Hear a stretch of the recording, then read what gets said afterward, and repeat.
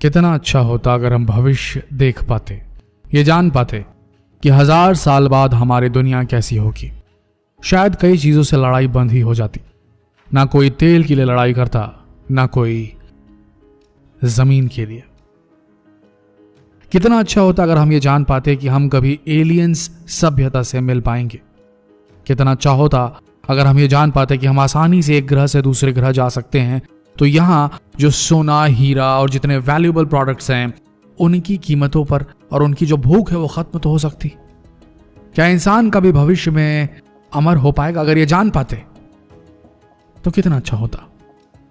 इन सवालों के जवाब तो कोई भी नहीं जानता, पर इतना तो तय है कि हमारी जिंदगी के बहुत बड़े हिस्से पर टेक्नोलॉजी का राज होगा और इस एडवांस टेक्नोलॉजी की मदद से हमारी दुनिया में कई अनगिनत बदलाव देखने को मिलेंगे, जिसकी शायद आज की तारीख में हम कल्पना भी नहीं कर सकते। दोस्तों, हम वर्तमान में एडवांस टेक्नोलॉजी की मदद से हो रहे बदलावों को देख तो जरूर सकते हैं, पर फील नहीं कर सकते कि ये बदलाव कितनी हद तक इंसानी जिंदगी को बदल सकते हैं। काफी कुछ कल्पनाएं की जा सकती हैं, लेकिन कुछ पुख्ता तौर पे कहना बड़ा मुश्किल है। ये वीडियो एक कोशिश है ये जानने की कि भविष्य में क्या होगा। आज से 1000 साल बाद कैसा होगा पृथ्वी पर मानव जीवन। 1000 साल छोड़ दीजिए, आज से 200 साल बाद कैसा होगा।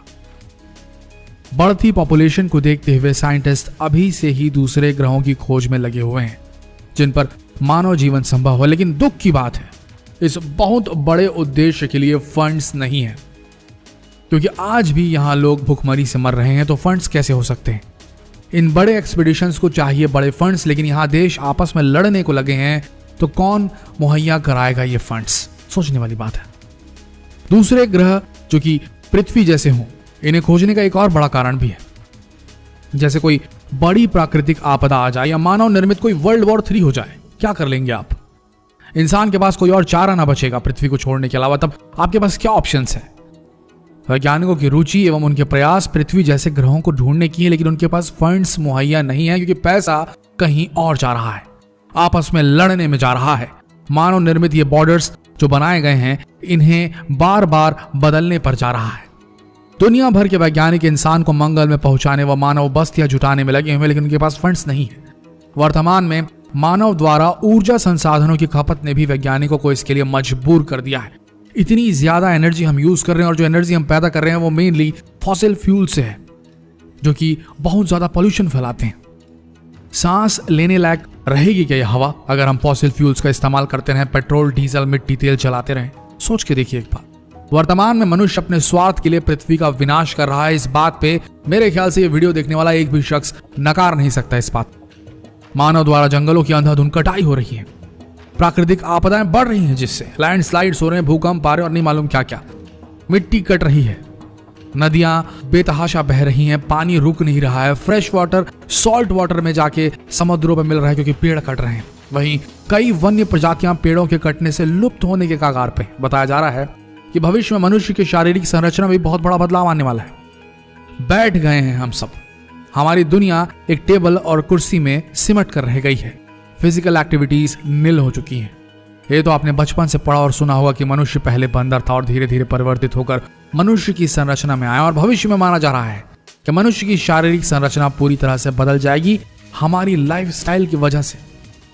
इंसान की लंबाई कम और बुद्धि तेज हो जाएगी, और आज के मुकाबले मनुष्य कई ज्यादा उम्र तक जी पाएंगे और आंखों का आकार भी बढ़ जाएगा। भविष्य में मनुष्य ज्यादा दवाइयों के इस्तेमाल के कारण अंदर से काफी कमजोर हो जाएगा और बिना एंटीबायोटिक के उसका शरीर मामूली से मामूली बीमारियों से भी नहीं लड़ पाएगा।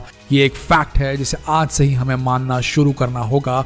और भारत वो जगह है जहां आयुर्वेद ने जन्म लिया, जहां हमने मैन मेड केमिकल से बचने का हमारे पास में एक बहुत बड़ा जरिया है आयुर्वेद। लेकिन हम अभी भी केमिकल जो कि दवाइयां हैं उनके ऊपर निर्भर हैं। इनसे बचना होगा, नहीं तो हम कहीं के नहीं रहेंगे। ये बात समझ लीजिए।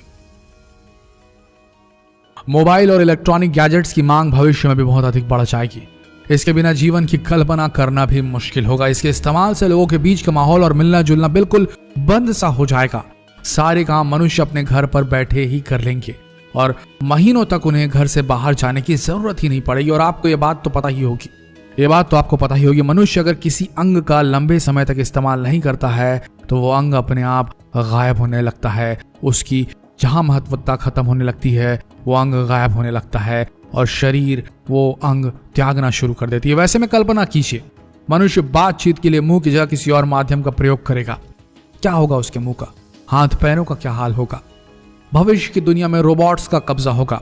ऐसे ही कई अनुभवी वैज्ञानिक पहले भी कह चुके हैं, क्योंकि आने वाले समय में मनुष्य एडवांस टेक्नोलॉजी और आर्टिफिशियल टेक्नोलॉजी की मदद से ऐसे रोबोट्स तैयार करेगा जो इंसान की तरह समाज में रह सकेंगे और उनसे अच्छी तरह कार्य कर सकेंगे, यानी कि इंसानों से बेहतर कार्य कर सकेंगे।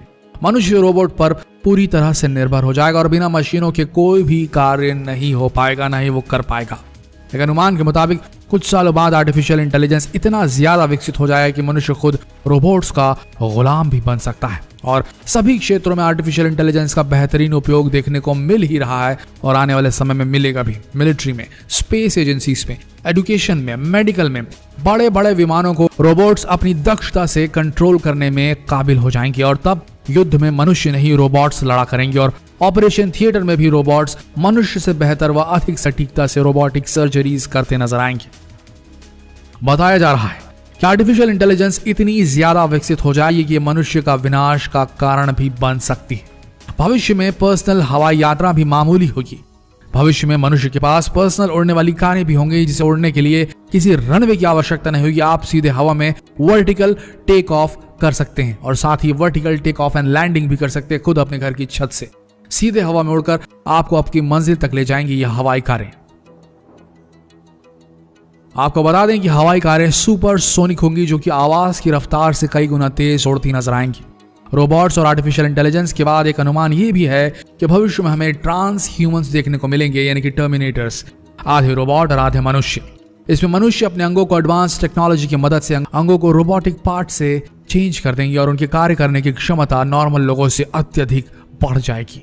ट्रांस ह्यूमंस को विकसित करके मनुष्य इतना सक्षम हो जाएगा कि अपने दिमाग की सारी जानकारी को एक कंप्यूटर में रख पाएगा, एक हार्ड डिस्क में रख पाएगा और बैकअप की तरह मनुष्य के मरने के बाद भी उसे अच्छी तरीके से यूज किया जा सकेगा। उसी को किसी और मनुष्य के दिमाग में लोड भी किया जा सकेगा, यानी कि अपने कॉन्शियसनेस, अपनी चेतना को स्टोर करना आसान हो जाएगा। इस टेक्नोलॉजी की मदद से इंसान को कुछ भी सीखने के लिए सालों का नहीं बल्कि कुछ सेकंड्स का समय लगेगा, जैसे कि डेटा ट्रांसफर करने में लगता है। ट्रांस ह्यूमंस होने के जहां कुछ फायदे होंगे तो इसके दुष्परिणाम भी देखने को मिल सकते हैं।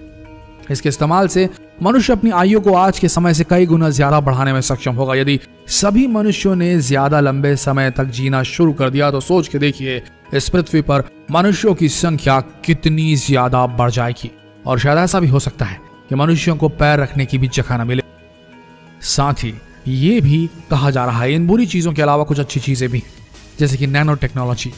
कहा जा रहा है कि नैनो टेक्नोलॉजी की मदद से मनुष्य के जीवन में सारी शारीरिक परेशानियों से छुटकारा मिलने की पूरी उम्मीद है। इसकी मदद से मनुष्य अपनी शारीरिक और मानसिक शक्तियों को कई गुना तक बढ़ा पाएगा और औसत लाइफ तब 500 से 1000 वर्ष तक हो जाएगी, लेकिन ये मैन मेड होगी। इस टेक्नोलॉजी में छोटे छोटे रोबोट्स यानी कि नैनोबॉट्स मनुष्य के शरीर में भेजे जा पाएंगे, जिन पर लगा एक चिप होगा और वो ब्लड के साथ मिलकर किसी भी बीमारी को बहुत ही सर्जिकली खत्म कर देंगे आपके शरीर से। भविष्य में मनुष्य एडवांस टेक्नोलॉजी की मदद से आंखों में फिट होने वाले ऐसे लेंसेस तैयार कर चुका होगा जिससे आंखें कैमरे की तरह व्यवहार करेंगी और आप अपनी आंखों से किसी को भी कितना भी जूम करके देख सकेंगे। तब ना माइक्रोस्कोप की जरूरत होगी और ना ही टेलीस्कोप की आवश्यकता। ये सारी संभावनाएं लेकिन धरी की धरी रह जाएंगी दोस्तों, अगर हम जाति, धर्म और देशों की सीमाओं के बंधन में बंधे रहे तो।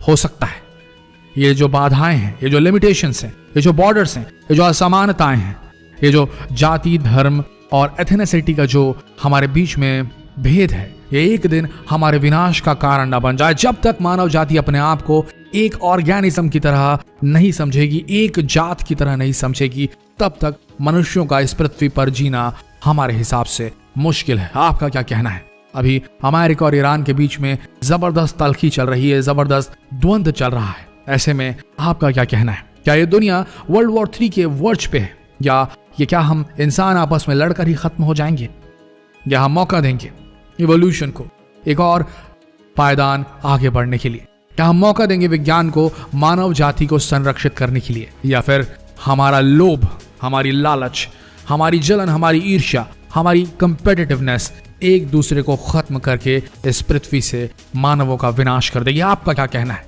ये कमेंट सेक्शन में जरूर लिखें। मिलते हैं अगले दिलचस्प वीडियो में, तब तक के लिए बने रहिए हमारे चैनल नॉलेज टीवी हिंदी के साथ। धन्यवाद।